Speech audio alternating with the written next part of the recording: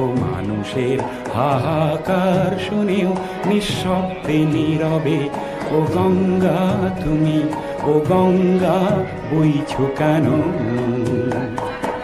জ্ঞানবিহীন নিরক্ষরের খাদ্যবিহীন নাগরিকের নেতৃবিহীনতায় মৌন কেন?